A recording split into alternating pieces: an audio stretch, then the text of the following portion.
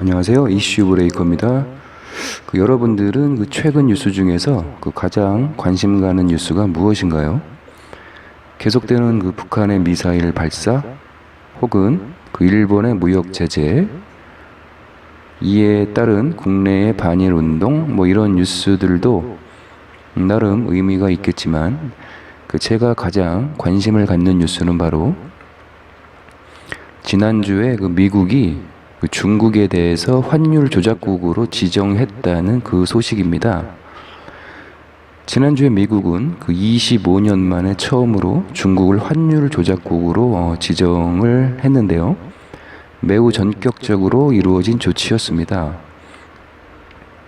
최근 들어 위안 달러 환율이 급격하게 상승을 하고 있었는데 11년 만에 달러당 위안화가 7위안을 돌파했습니다. 8월 들어서 급격하게 오른 위안화 환율은 결국 7위안을 돌파했고 지금도 7위안 위에서 머무르고 있는 상황입니다. 미중 무역 전쟁 중에 있는 양국이 이제는 환율 전쟁도 시작을 한 모습입니다. 이처럼 무역에서 환율은 매우 중요한 것이죠. 비슷한 품질의 제품이라면 소비자들은 더 저렴한 제품을 선택하겠죠. 이것이 바로 환율의 힘입니다.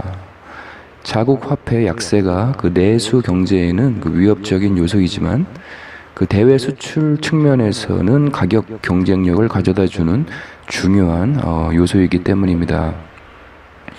미국은 앞으로 9월부터 중국산 제품 일부에 대해서 관세 10%를 매기겠다고 얼마 전 전격적으로 발표를 했습니다. 이에 중국이 급격하게 위안화 평가 절하로 맞대응하고 있는 모습인데요. 이에 미국이 25년 만에 중국을 환율 조작국으로 재지정한 것이고요. 자, 그럼 25년 전에는 어떤 일이 있었던 걸까요? 중국이 시장을 개방한 1978년부터 1993년까지 중국은 이중 환율 제도를 유지하고 있었습니다. 즉 수출을 살리기 위해서 무역 거래에 적용하는 환율과 비무역 거래에 적용되는 환율을 각각 따로 운영했던 것이죠. 이러면서 중국은 이 기간 동안 위안화 절하를 계속 시도해 왔습니다. 그러다가 1994년 환율이 단일화되었는데요. 중국은 변동 환율 제도를 도입한다고 주장을 했지만 중국은 달러당 5.8 위안이던 것을 1994년 새해 벽두부터 8.7 위안으로 무려 49.8%를 절하하면서 전 세계를 뒤흔들어 놓습니다. 이때 미국이 사상 최초로 중국을 환율 조작국으로 지정을 한 것이죠. 이때부터 미국과 중국의 기나긴 무역 전쟁이 시작된 것입니다. 당시 중국은 저임금 정책으로 선진국의 제조업 기업들을 유치하기 시작했고 메이드 인 차이나의 열풍을 일으키기 시작했습니다. 이로 인해서 동남아시아들이 중국의 공장을 빼앗기기 시작했으며 결국 동남아 국가들이 외환 위기를 맞이하게 됐습니다.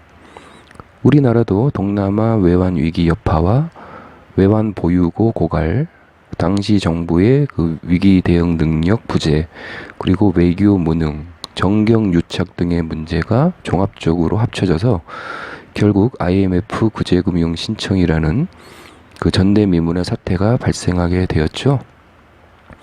일본 또한 1980년대부터 1990년대 초반까지 누렸던 부와 명성을 중국의 위안화 절하로 인해서 빼앗기게 되었으며 1994년부터 잃어버린 20년에 빠지게 되는 것입니다.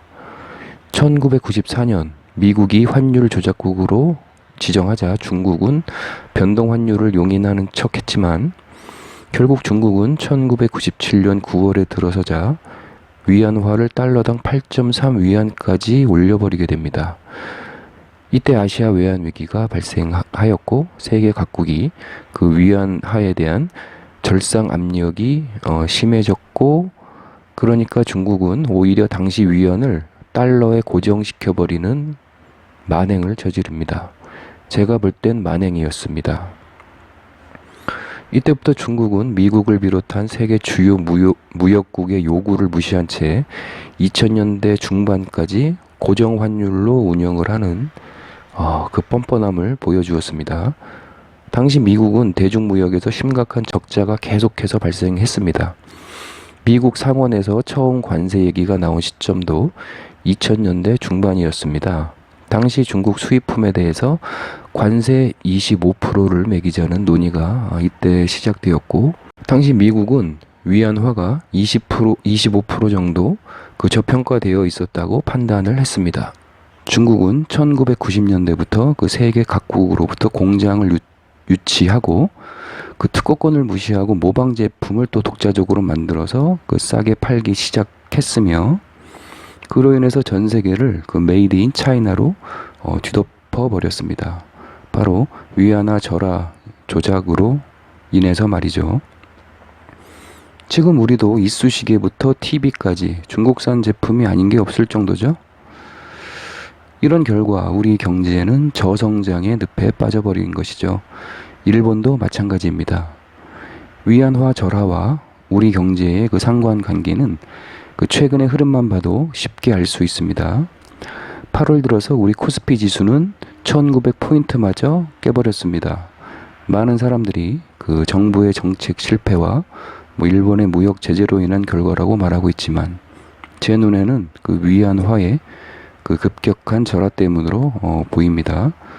중국은 미중 무역 전쟁에서 승계를 잡기 위해서 또다시 위안화 평가 절하 신공을 마구 펼치고 있는 것입니다. 이는 수출로 먹고 사는 우리 경제에 대단히 위협적인 상황입니다. 고정 환율로 운영하던 중국이 2005년에 변동 환율로 바꾸면서 위안화가 급격하게 평가 절상되기 시작했고, 당시 우리 코스피도 1000 수준에 머물렀던 것이 2007년 10월에 대망의 2000선까지도 돌파하게 된 것입니다. 당시도 미국과 중국은 무역 전쟁 중이었습니다. 미국은 유럽 국가들과 힘을 합세해서 중국을 전방위적으로 압박을 했고, 결국 고정환율 제도를 포기하게 만든 것이죠. 2007년 1달러당 8위안이 13년 만에 무너지기도 했습니다. 중국이 가격 경쟁력을 약간 상실하고 미국의 압력으로 수입을 늘리니 우리나라 경제가 확 살아난 것이었죠. 그러나 2008년 미국발 금융위기가 터지게 되고 우리나라 코스피 지수는 급격하게 추락을 해서 892까지 폭락을 했으나 이후 급반등해서 사상 최고가를 경신하게 됩니다. 이 또한 위안화 평가 절상의 영향 때문이라고 저는 생각을 합니다. 계속해서 위안화 절상 중이었기 때문입니다. 위안화는 2005년부터 2014년까지 약 25%가 절상되었습니다. 이는 미국이 당시 요구했던 관세 25% 부과와 비슷한 수치입니다. 우연의 일치일까요? 그러나 중국은 2014년부터 다시 소리 소문 없이 위안화를 평가 절하하기 시작하고 있습니다. 그리고 급기야는 최근 7위안을 넘긴 것이지요. 지금 한창 벌어지고 있는 미중 무역 전쟁에서 과연 우리는 어느 편에 서 있어야 하고 어느 국가를 응원해야 하고 어느 국가를 경계를 해야 하는지 좀 판단이 서시나요? 지금까지 중국의 위안화 평가 절하 조작과 우리 경제에 미치는 영향을 주식시장과 연계해서 한번 살펴봤습니다. 우리 경제의 주적은 어디일까요? 누가 우리 경제를 힘들게 하고 있는 걸까요? 바로 저는 생각합니다. 이슈 브레이커였습니다.